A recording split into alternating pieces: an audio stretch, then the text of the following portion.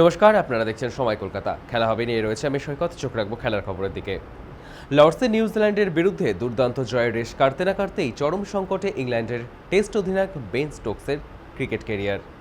Lords test শেষ হওয়ার মাত্র কয়েক ঘন্টার মধ্যেই সতীর্থ গাস অ্যাটকিনসনের সঙ্গে ফের একবার পানশালায় মারামারিতে জড়িয়ে পড়েছেন তিনি, যার জেরে আন্তর্জাতিক ক্রিকেট থেকে তার আচমকা অবসর নেওয়া এখন স্রেফ সময়ের অপেক্ষা।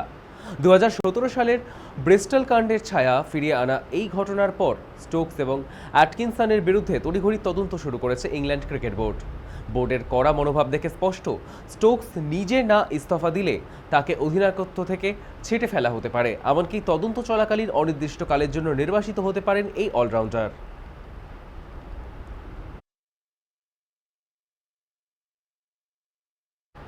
ত্রিদেশীয় একদিনের সিরিজে প্রথম ম্যাচেই চরম নাটকীয়তায় সাক্ষী থাকল ক্রিকেট বিশ্ব। প্রায় হাতের মুঠোয় থাকা ম্যাচ 10 বলে শেষ 4 উইকেট হারিয়ে ভারত এ দলের ঝুলিতে তুলে দিল শ্রীলঙ্কার এ দল। টানটান উত্তেজনার এই ম্যাচে তিলক বর্মাদের 277 রানের জবাবে 269 রানেই গুটিয়ে গেল লঙ্কা বাহিনী। 8 রানে জয় পেল ভারত।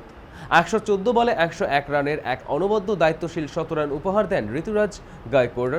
তাকে যোগ্য সংগঠক করে 97 বলে 60 রান করেন অধিনায়ক তিলক বর্মা। শেষ দিকে আয়ুষ বদনি এবং সূর্যাংশ শেখদের ক্যামিওতে 6 উইকেটে 277 রান তোলে ভারত। জবাবে ব্যাট করতে নেমে নিরোশন ডিকওয়েল্লা, অভিষেকা ফার্নান্ডো, সাদিরা এবং অধিনায়ক শাহান আরাচিকের ব্যাটে ভর করে জয়ের পথেই ছিল শ্রীলঙ্কা। কিন্তু আরশাদ খানের করা 49তম ওভারে 3 উইকেট হারিয়ে তাসের ঘরের মতো ভেঙে পড়ে তাদের লোয়ার অর্ডার। ভারতের হয়ে 24 রানে 2 উইকেট নিয়ে ম্যাচের মোড় ঘোরানো আরশাদ ছাড়াও বদনি, নিগম ও অনুকূল রায় শিকার করেন 2টি করে উইকেট।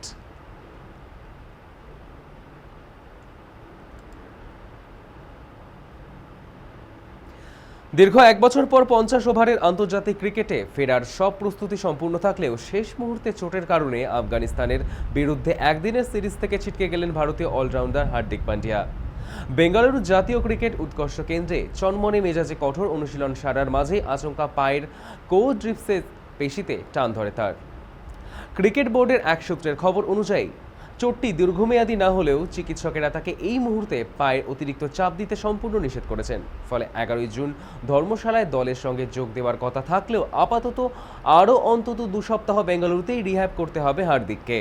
বুধবার মোহালিতে ভারতীয় দলের বাকি সদস্যরা যখন ঐচ্ছিক অনুশীলনে ব্যস্ত, ঠিক তখনই হার্দিকের এই ছিটকে যাওয়ার খবর নিশ্চিতভাবে কপালে চিন্তার ভাঁজ ফেলেছে টিম ম্যানেজমেন্টের। বোর্ড এখনও আনুষ্ঠানিক ঘোষণা না করলেও 50 ওভারের ফরম্যাটে হার্দিকের এই দুর্ভাগ্যজনক প্রত্যাবর্তনের স্বপ্নভঙ্গের পর তার পরিবর্তে কাকে দলে নেওয়া হয় এখন সেটাই দেখার।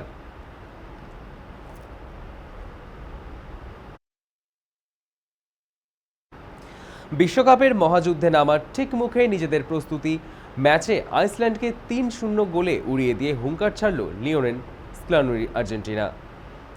প্রথম প্রস্তুতির ম্যাচে বিশ্রামে থাকার পর মঙ্গলবার রাতে এই ম্যাচের সকলের নজর ছিল অধিনায়ক লিওনেল মেসির দিকে। আর ভক্তদের নিরাশ না করে 69 মিনিটের পরিবর্তে ফুটবলার হিসেবে মাঠে নামার মাত্র 3 মিনিটের মাথায় পেনাল্টি থেকে দুর্দান্ত গোল করে ব্যবধান দ্বিগুণ করেন LM10। 2022 সালের বিশ্বকাপ ফাইনালের প্রথমবার কোনো ইউরোপীয় প্রতিপক্ষের মুখোমুখি হয়ে শুরু থেকেই দাপট দেখায় আলবিসেস্তারা। প্রথমার্ধে ভ্যালেন্টিন বার্কোর গোলে এগিয়ে যাওয়ার পর দ্বিতীয়ার্ধে মেসির পেনাল্টি এবং শেষ মুহূর্তে রদ্রিগোর দি পাল থেকে থিয়াগো আলমাদার গোল আর্জেন্টিনার বড় জয় নিশ্চিত করে। টানা 7টি ম্যাচ জিতে আকাশচুম্বী আত্মবিশ্বাসকে সঙ্গী করে আগামী 16 জুন আলজেরিয়ার বিরুদ্ধে বিশ্বকাপ অভিযান শুরু করতে চলেছে বর্তমান বিশ্ব চ্যাম্পিয়নরা।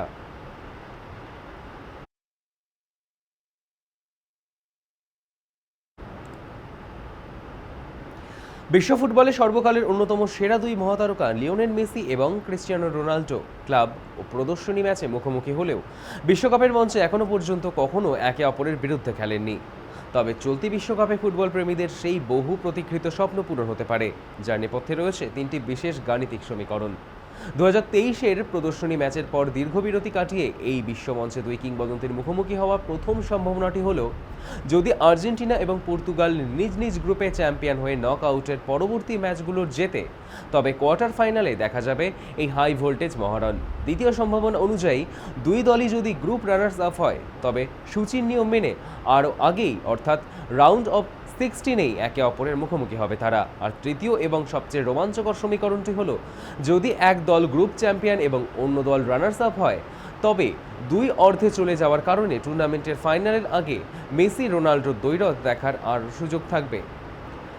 ওয়ান লাস্ট ডান্সে এই মহাসংগ্রামে কোন সমীকরণটি মিলে যায়, এখন সেটাই দেখার অপেক্ষায় বুধ গোটা বিশ্ব।